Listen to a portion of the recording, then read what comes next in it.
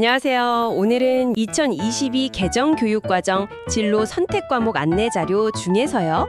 인문학과 윤리편을 좀 자세히 보려고 합니다. 네, 안녕하세요. 고등학교에서 과목 선택, 이거 정말 중요하잖아요. 맞아요.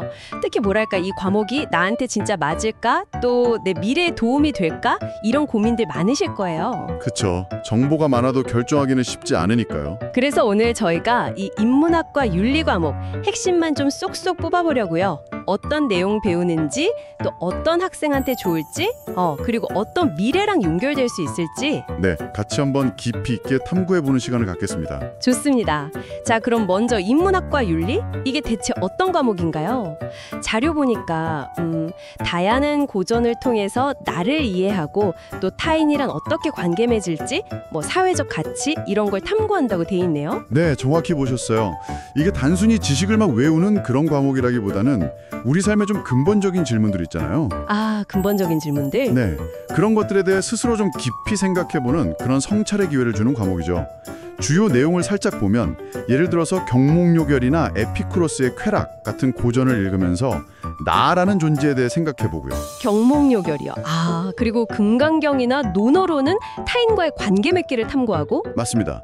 또 장자나 놀스의 정의론 같은 텍스트로는 자유나 평등 같은 좀 어려운 가치들도 다루죠. 와, 되게 폭넓은데요. 심지어 그 자유론이랑 SF 소설 스노우 크래시를 엮어서 다양성을 본다니 이거 정말 흥미로운 접근인데요.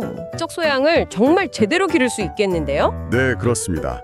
그래서 인문학적인 성찰 자체를 좀 즐기거나 인간과 사회에 대해 깊이 이해하고 싶은 학생들, 네네. 그리고 다양한 고전 읽기에 좀 관심이 많은 학생들한테는 정말 추천할 만하죠.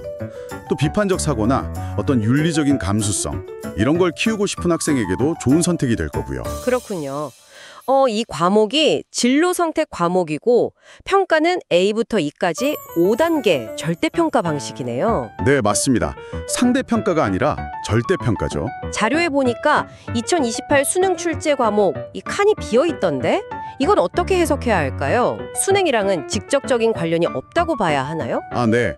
현재로서는 그 수능 시험 과목으로 지정된 건 아니에요. 그래서 직접적인 연관성은 명확하지 않다고 볼 수 있습니다. 아하. 하지만 그렇다고 중요하지 않은 건 아니고요. 대학 입시, 특히 학생부 종합전형 같은 경우에는 학생의 어떤 학업 역량이나 전공에 대한 관심, 적합성 이런 걸 보여줄 때 아주 중요한 자료가 될 수 있죠. 아, 그러니까 수능 점수 외에 학생의 어떤 깊이나 관심사를 보여주는 그런 지표가 될 수 있대 이 말씀이시군요. 그렇죠. 어떤 책을 읽고 어떤 고민을 했는지를 보여주는 거니까요. 자, 그럼 이 과목이 어떤 전공이나 또 직업과 연결될 수 있을지 궁금한데요. 자료에 보니까 관련 학과랑 직업이 상당히 많던데요. 네, 맞아요.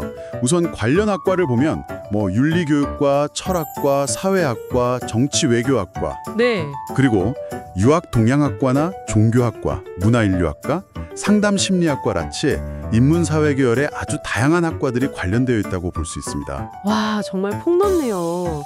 윤리교육과나 철학과는 딱 와닿는데 사회학, 정치, 외교학, 심지어 문화인류학까지요. 네, 인간과 사회를 다루는 학문들이니까요. 그럼 직업은요? 직업도 아까 보니까 엄청 다양하던데. 네, 직업도 정말 다양해요. 당연히 중등교사나 대학교 교수 같은 교육계 진로가 있고요. 네. 또 철학사상가, 작가, 언론인 같은 직업도 생각해 볼 수 있고 광고나 홍보, 마케팅 전문가 쪽으로도 연결될 수 있습니다. 광고 마케팅 쪽으로요? 좀 의외인데요? 인간 심리나 사회 트렌드를 이해하는 게 중요하니까요. 그리고 인문사회과학연구원이나 요즘 많이들 관심 갖는 비정부 기구, NGO, 국제기구 활동가까지도 관련 직업으로 제시되어 있죠. 이야, 정말 팔방미인 과목 같은 느낌인데요. 이렇게 다양한 분야로 연결된다는 건 이 과목을 통해 키울 수 있는 역량이 그만큼 보편적이라는 뜻일까요? 정확합니다. 다양한 텍스트를 좀 비판적으로 분석하고 복잡한 문제에 대해서 윤리적으로 따져보고 또 자기 생각을 논리적으로 표현하는 훈련. 이게 사실 어떤 분야에서든 필요한 핵심 역량이거든요. 그렇군요. 그럼 마지막으로 이 과목 선택을 고민하는 학생들에게 어떤 점을 좀 강조해주고 싶으신가요? 가장 중요한 건 역시 자기 자신인 것 같아요. 나의 흥미, 나의 적성, 그리고 내가 앞으로 뭘 하고 싶은지 이런 걸 진지하게 생각해 보는 거죠. 네. 이 과목에서 다루는 그런 탐구 주제들이 있잖아요. 자유, 정의, 관계 맺기 같은 것들, 이런 게 나의 어떤 지적인 호기심을 자극하는지, 그리고 내가 앞으로 더 깊이 공부하고 싶은 분야와 이게 어떻게 연결될 수 있을지, 그걸 고민해 보는 게 가장 중요합니다. 오늘 인문학과 윤리 과목에 대해서 정말 깊이 있게 이야기 나눠봤습니다. 단순히 고리타분한 고전 읽기가 아니라 고전을 통해서 현재의 나와 세상을 이해하는 굉장히 역동적인 과목이라는 생각이 드네요. 맞습니다. 과목 선택은 정말 여러분의 고등학교 생활, 그리고 또 미래 설계에 큰 영향을 미치는 아주 중요한 결정이에요.